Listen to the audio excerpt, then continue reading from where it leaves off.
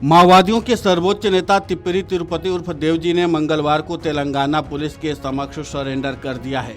उनके साथ 3 अन्य शीर्ष नक्सली भी आत्मसमर्पण कर मुख्य धारा में शामिल हो गए।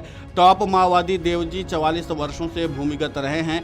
मल्लाराजी रेड्डी संग्राम सीसीएम 46 वर्षों से भूमिगत, बड़े चुक्कारा उर्फ दामोदर उर्फ जगन 28 साल से भूमिगत और नरसिम्हा रेड्डी उर्फ गगन्ना उर्फ सन्नू दादा 36 साल से भूमिगत थे।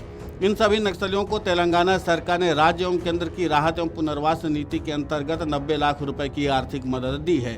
आईजी बस्तर पी सुंदरराज ने कहा कि सीपीआई माओवादी सदस्य Devji, central committee member Murali उर्फ संगरा, तेलंगाना स्टेट कमेटी सचिव दामोदर और गगन्ना ने आत्मसमर्पण किया है। तेलंगाना में सीपीआई माओवादियों की संख्या तेजी से कम हो रही है, दूसरे कैडर की संख्या भी कम हो रही है। आज की घटना के बाद माओवादियों का शीर्ष नेतृत्व शून्य हो गया है और उनके पास कुछ ही माओवादी कैडर बचे हैं, इसलिए सही समय पर सही फैसला लेना और मुख्य धारा में शामिल होना उनके लिए बेहतर होगा। इस पूरे मामले को लेकर के बस्तर आईजीपी सुंदरराज ने और क्या कुछ कहा है, आप खुद सुनिए उन्हीं की जुबानी।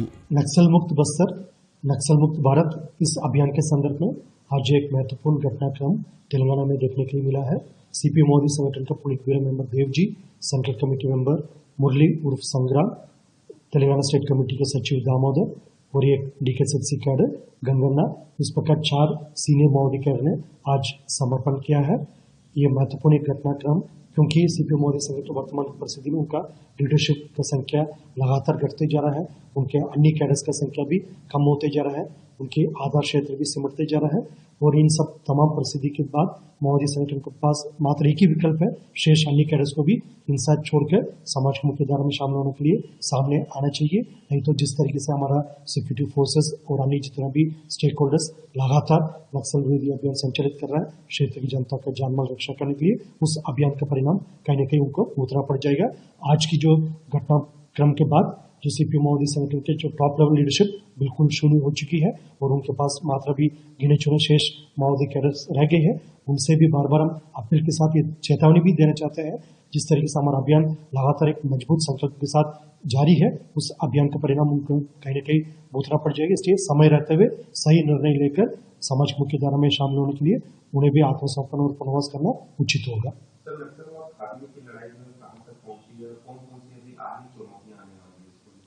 जिस तरीके से अभी लगातार सीपी माओवादी संगठन का टॉप लीडरशिप आत्मसमर्पण करते आ रहा है और अनेक मुठभेड़ में उनके डेड बॉडीज भी रिकवर होते जा रहा है, इन सब परिस्थिति में अभी सीपीएम माओवादी संगठन बिल्कुल दिशाहीन और नेतृत्व हो चुकी है। उनके पास अभी बिल्कुल कुछ गिने चुने माओवादी कैडर शेष रह गई है, वो भी लगातार मुख्य धारा में आने के लिए कहीं न कहीं संकेत दे रहा है, उन्हें समाज भी स्वीकार कर रहा है और शासन भी उनको स्वागत करने के लिए संदेश दे रहा है। इन सब तमाम परिस्थिति के बाद सीपी माओवादी संगठन का भी अंतिम समय आ चुकी है, अपना अंतिम सांस गिन रहा है और शेष जो माओवादी कैडर भी समय पर मुख्य धारा में शामिल होने से बेहतर होगा। बता दें कि पिछले साल मई में छत्तीसगढ़ के नारायणपुर में हुई एक मुठभेड़ में 27 माओवादियों के साथ नंबाला केशवरा उर्फ बसव राजू मारे गए थे। उसके बाद से तिप्परी तिरुपति उर्फ देवजी ही सर्वोच्च नेता की जिम्मेदारी संभाले थे। तिप्परी तिरुपति उर्फ देवजी केंद्रीय समिति सदस्य, पोलित ब्यूरो सदस्य और केंद्रीय सैन्य आयोग के प्रभारी सीपीआईएम रहे हैं। फिलहाल वे केंद्रीय समिति में बतौर महासचिव पद पर थे। तिप्परी तिरुपति का जन्म वर्तमान के जगतियाल जिले के एक दलित परिवार में हुआ था। वो 1980 के दशक में करीमनगर के एसआर कॉलेज में बीएससी की पढ़ाई के दौरान छात्र राजनीति में आ गए। छात्र संगठनों के बीच संघर्ष से वे अंडरग्राउंड हो गए थे। तिरुपति देवजी करीमनगर क्षेत्र में सक्रिय थे। देवजी वहीं से एक रेडिकल विद्यार्थी संगठन का हिस्सा बन गए। Video desk amarujala.com।